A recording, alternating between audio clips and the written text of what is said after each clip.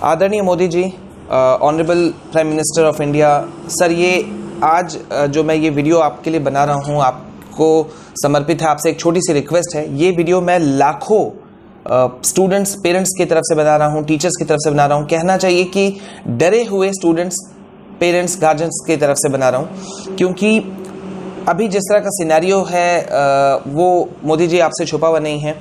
आप बहुत विद्वान हैं, भारत के प्रधानमंत्री हैं, मैं एक छोटा सा यूट्यूबर हूं, टीचर हूं, तो अपने चैनल की तरफ से मैं आपसे कुछ बातें कहना चाहता हूं, लाखों बच्चों की तरफ से, पेरेंट्स की तरफ से। जो मैसेजेस, वॉइस मैसेजेस, मेल्स मेरे पास में आते हैं, छोटा सा यूट्यूबर हूं, बहुत बड़ा तो नहीं हूं, लेकिन जो लाखों बच्चे मुझसे रिक्वेस्ट करते हैं, वो आपको भी कमेंट सेक्शन में दिख सकता है, वो बहुत डरे हुए हैं मोदी जी, बहुत ज़्यादा डरे हुए हैं। और डरे रहने का वजह भी है, किसी भी लीडिंग न्यूज़ चैनल को, किसी भी चैनल्स को आप उठा करके न्यूज़ को सुनिएगा तो खुद मैं डर जाता हूँ, मेरे भी बच्चे हैं, मैं डर जाता हूँ। इस तरह का सिचुएशन इस वक्त पूरे भारत में है।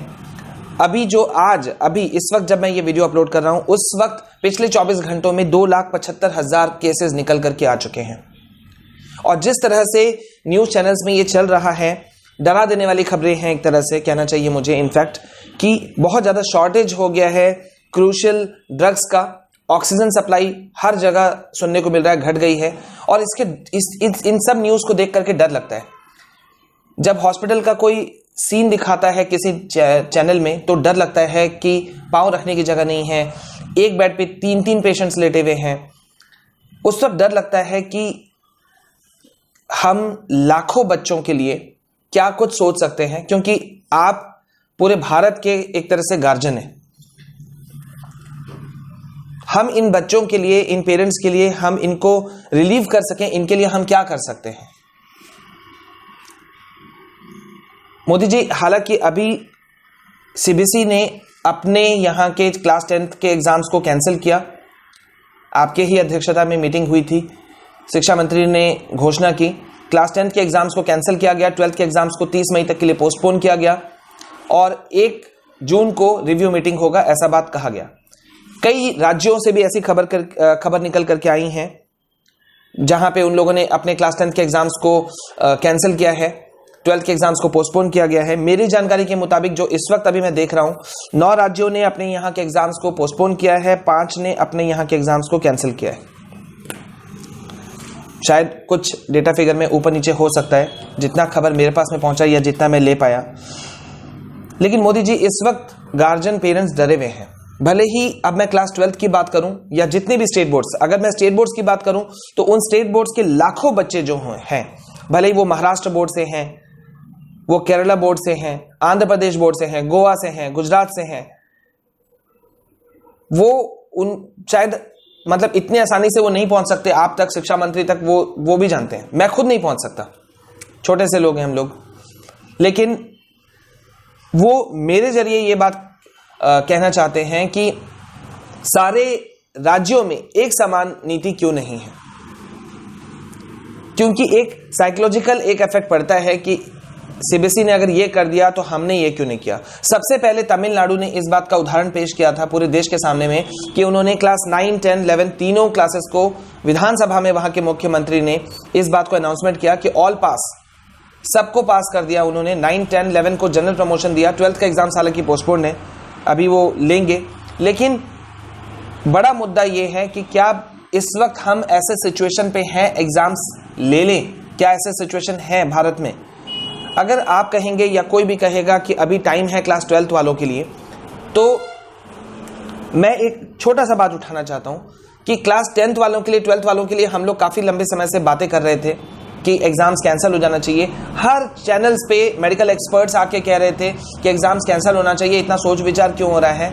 और बहुत लंबा खींचतान होने के बाद में अंततः शिक्षा मंत्री डॉक्टर रमेश पोखरियाल जी ने, मैं बहुत उनको रिस्पेक्ट करता हूं, बहुत विद्वान हैं वो, तो उन्होंने अंततः आकर के ये घोषणा की।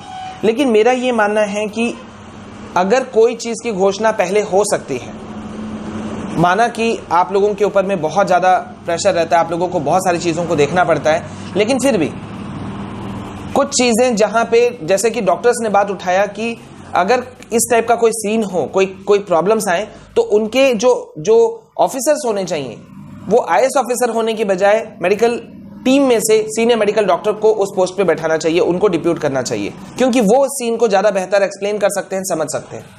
तो उसी तरह से यहां पे भी यही मामला था कि वो इतना लंबा खींचना, बहुत लंबा खींचने के बाद में ये घोषणा हुई कि क्लास 10 के एग्जाम्स कैंसिल, 12th के एग्जाम्स पोस्टपोन। लेकिन अभी क्लास 12th वाले भी बच्चे बड़े परेशान हैं।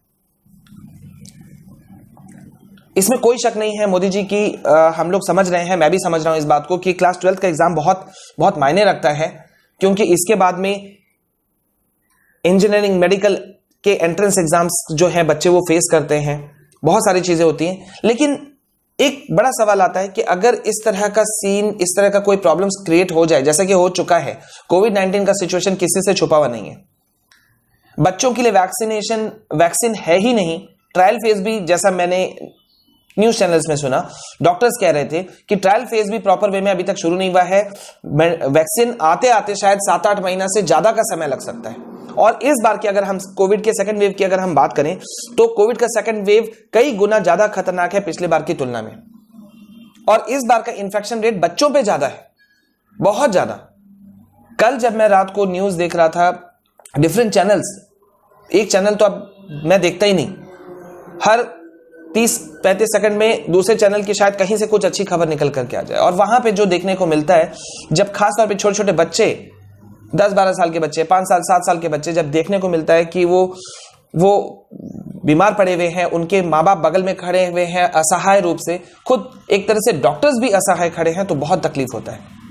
तो क्या हम ऐसा नहीं कर सकते कि बच्चों के लिए कुछ एक, इस बार मैंने पिछले जब ये मामला हुआ था पिछले साल, तो उस वक्त भी पिछले सेशन में मैंने ये बात उठाया था बच्चों के सेशन में कि क्यों हम एक बड़ी नीति, हम एक पूरे देश भर से स्कॉलर्स, एक्सपर्ट्स की टीम क्यों नहीं हम बैठाते, और जिसपे कि हम कई स्टडीज, दूसरे कंट्रीज को हम स्टडीज करें और उसके अकॉर्डिंग फिर हम कुछ बातें करें। मोदी जी, आपको तो पूरे देश का पता होगा, लेकिन मैं बता रहा हूं, कई पेरेंट्स मुझे सीधा कह रहे हैं कि वो अपने बच्चों के एग्जाम्स छुड़वा देंगे। कई गार्जियन ऐसे हैं जिनका सिंगल चाइल्ड है, एक बच्चा है, उनका कहना है एग्जाम्स तो बहुत देख लेगा, लेकिन अगर एक बच्चा चला गया तो फिर कहां से लाएंगे। बात 1 या 2 बच्चों होने की नहीं है, मेन बात यह है कि बच्चे हो या टीचर हो या गार्जियन हो या कोई भी हो, सब डरे हुए, सब डरे हुए। मैं खुद कई दिन घर से बाहर नहीं निकलता, तो हम बच्चों को कैसे निकलने दें। अब कई लोग इस जगह पे कहते हैं मोदी जी कि बच्चे जो हैं हमारे वो डरपोक हैं, एग्जाम देने से भाग रहे हैं, कोरोना के बहाने से अपने आप को एग्जाम से पास कर लेना चाहते हैं। मोदी जी, छोटी मुंह बड़ी बात है, लेकिन मुझे लगता है कि ऐसे लोगों को ये कहने का बिल्कुल भी हक नहीं है जिन्होंने पिछले साल के ऑनलाइन क्लासेस के ऊपर में नजर नहीं रखा। उनको ये बोलने का अधिकार बिल्कुल भी नहीं है। ऑनलाइन क्लासेस की जिस तरह से हमारे देश में चला पिछले साल, या इवन अभी चल रहा है, वो किसी से छुपा हुआ नहीं है। माना कि कई टीचर्स, कई स्कूल्स बहुत अच्छा काम कर रहे हैं, लेकिन फिर भी अगर हम मैक्सिमम तुलना करें तो वो बहुत बड़ी संख्या है, बहुत ज्यादा बड़ी संख्या। कैरियर इंपॉर्टेंट है, क्लास 12th एग्जाम इंपॉर्टेंट है, इससे कोई दो राय नहीं है, लेकिन क्या सभी राज्यों के बच्चों के लाइफ इंपॉर्टेंट नहीं है? सिर्फ सीबीएसई वाले, या सिर्फ आईसीएसई वाले, या सिर्फ कुछ स्टेट बोर्ड, चुनिंदा बोर्ड्स? यूपी की अगर मैं बात करूं तो वहां पे भी एग्जाम्स जो हैं वो पोस्टपोन कर दिए गए हैं क्लास 10-12 के 20 मई तक के लिए। वहां के मुख्यमंत्री योगी आदित्यनाथ खुद कोविड पॉजिटिव हैं, किसी से ये बात छुपी हुई नहीं है। एमपी का क्या हाल है, गुजरात का क्या हाल है, छत्तीसगढ़ का क्या हाल है, किसी से छुपा हुआ नहीं है। और कहीं ना कहीं मुझे लगता है कि स्थिति अलग हो भले ही, लेकिन एक यूनिफॉर्मिटी, एक समानता पूरे देश भर में होनी चाहिए, कम से कम इन चीजों में, क्योंकि ऐसे बच्चों में हीन भावना आती है कि उसको ये मिला और मुझे ये नहीं मिला।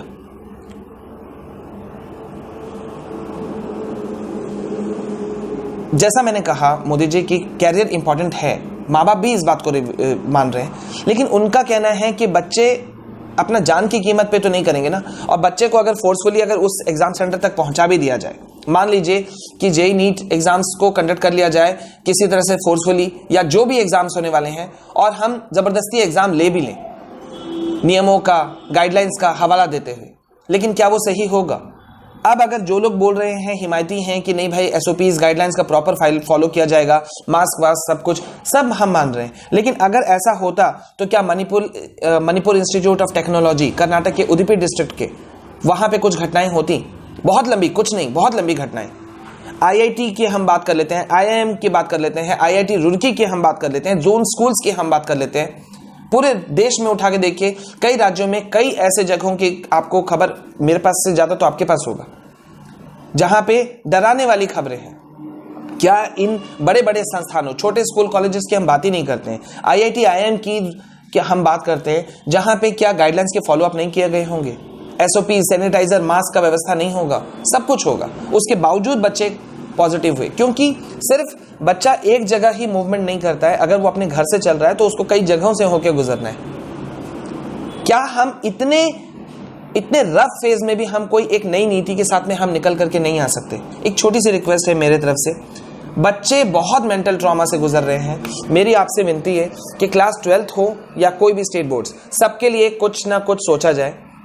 हम अब भारत का संविधान, मैंने पढ़ा था बचपन में भी कि भारत का संविधान ऐसे नहीं बना, दिग्गजों ने, विद्वानों ने मिलकर के उसे बनाया, कई लोगों की मेहनत का नतीजा है। विश्व के कई देशों का अच्छी अच्छी चीजों को हमने लिया और एक हमारा भारत का कानून बना, संविधान बना। तो क्या हम ऐसा ही अभी भी नहीं कर सकते कि कई सारे विदेशों में, कई सारे देश, उन्होंने कौन सी नीति का फॉलो किया, किस तरह से उनके मेडिकल एंट्रेंस, जो इंजीनियरिंग एंट्रेंस एग्जाम जो हैं या डिफरेंट एग्जाम जो हैं, वो अभी के समय में वो किस तरह से सिनेरियो को ले रहे हैं। क्योंकि वहां पे जो खबरें निकल करके आती हैं, मैक्सिको का आप लीजिए, कहीं का कुवैत का आप लीजिए, यूके का आप लीजिए, मात्र 1500-2000 केसेस में उन्होंने एग्जाम्स कैंसिल कर दिए, इंटरनल असेसमेंट को बेस बनाया। तो हमारे यहां ऐसा क्यों नहीं हो सकता कि हम इंटरनल असेसमेंट, प्रोजेक्ट्स, असाइनमेंट्स, इनको हम लें, और जो एंट्रेंस एग्जाम्स हैं जैसे कि JEE है, नीट है, इन एग्जाम्स में हम कुछ रिलैक्सेशन करें, इनके नियमों में भी कुछ ढिलाव करें, कुछ चीजों को छूट दिया जाए। लोग जो कहते हैं कि बच्चे डरते हैं, डरपोक हैं, मैं नहीं मानता कि बच्चे डरपोक हैं, क्योंकि हर एक बच्चा अपने एक सेशन में कई एग्जाम्स को, कई टेस्ट्स को, पीरियोडिक टेस्ट को फेस करता है। वो फेस करते हैं, इन एग्जाम्स को करते थे, कोई नई बात नहीं है, ना पेरेंट्स के लिए ना स्टूडेंट्स के लिए। और आज से पहले जहां तक मुझे लगता है, ना मेरे समय ना आपके समय में कभी ऐसा नहीं हुआ कि किसी बच्चे ने, किसी पेरेंट ने एग्जाम को पोस्टपोन या कैंसिल करने की मांग की, या पास करने की, प्रमोट करने की मांग की। ऐसा कभी नहीं हुआ इतिहास में। लेकिन इस वक्त का सिचुएशन बहुत अलग है।